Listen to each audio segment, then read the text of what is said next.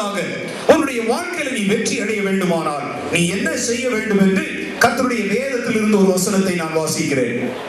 ஏசாயா தீர்க்கதரிசன புத்தகம் 55வது அதிகாரம் 8, 9 ஆகிய வசனங்கள்.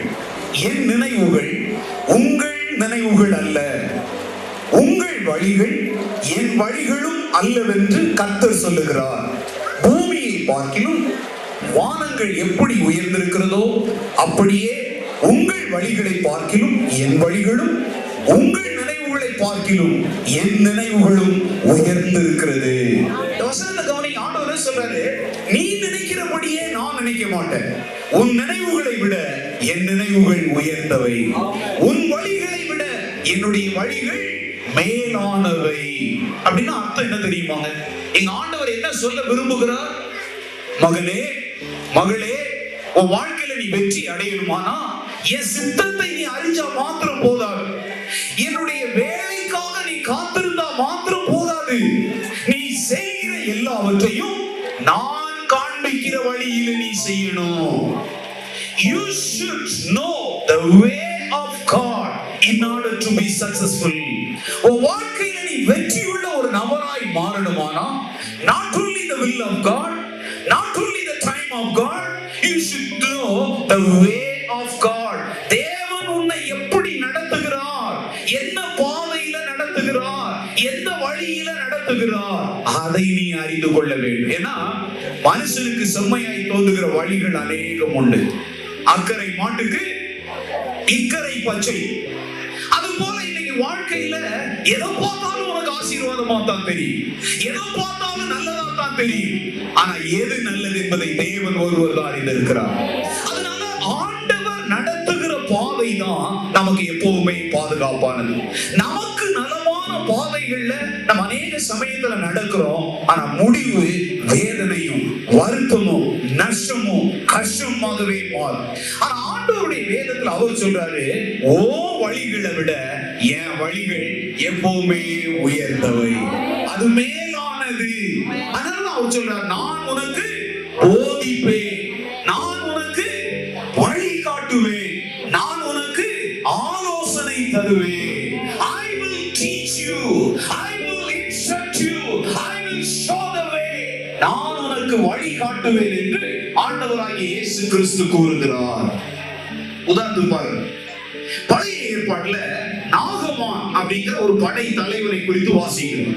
அவன் குஷ்டரோகியா இருந்தான்.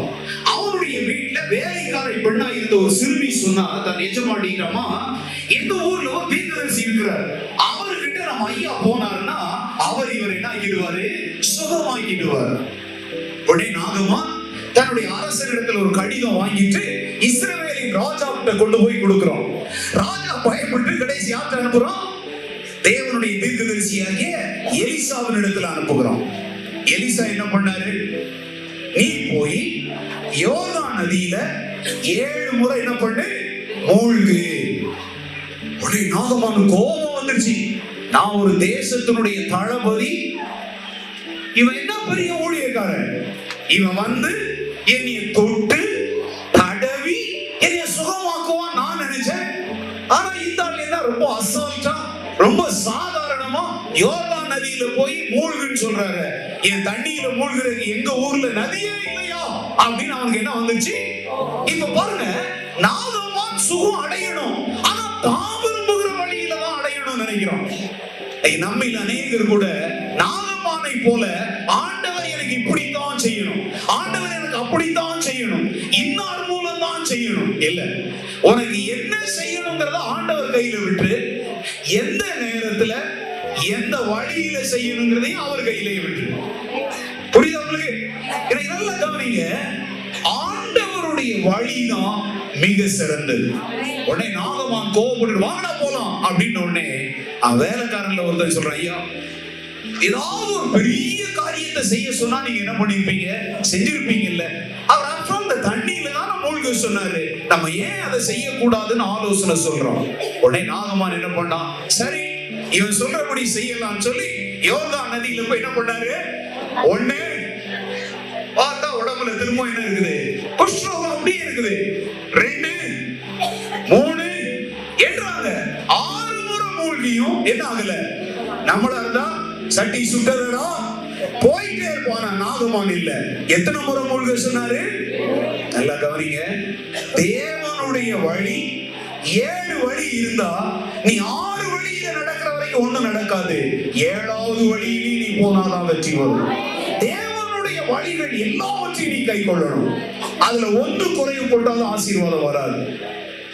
7வது முறை நாகமான் தண்ணீரிலே மூழ்கி வெளியே எழும்பும் பொழுது கர்த்தருடைய வல்லமை அவனை தொட்டிருந்துச்சு. அவனுடைய மாம்சம் ஒரு சிறு பிள்ளையின் மாம்சத்தை போல பரிபூரண சுத்தமாயிருந்தது. என்ன புரிஞ்சுக்கிறீங்க? நாகமான் நினைச்சா தேவனுடைய ஊழியக்காரன் வந்து இனி என்ன பண்ணுவாரு? தொடுவாரு, தடவுவாருன்னு நினைச்சான். சில சமயத்துல தேவனுடைய வழிகள் நம்முடைய வழிகளை விட வித்தியாசமானதாயிருக்கும். Praise the Lord. சில சமயத்துல இது போன்ற கூட்டங்கள்ல எங்களை போன்ற தேவ ஊழியர்கள் உங்களை தொடரணும் நீங்க விரும்புறீங்க. நான் சொல்லட்டா, எங்களுடைய தொடுதலை விட நாங்கள் பிரசங்கிக்கிற இயேசுவின் தொடுதல் வல்லமை உள்ளது. சில சமயத்துல இது போன்ற வசனங்களை நீங்கள் கேட்கும் பொழுது தேவ வல்லமை உங்களை இறங்கி உங்களை குணமாக்க அது வல்லமை உள்ளதா இருக்கிறது. Praise the Lord.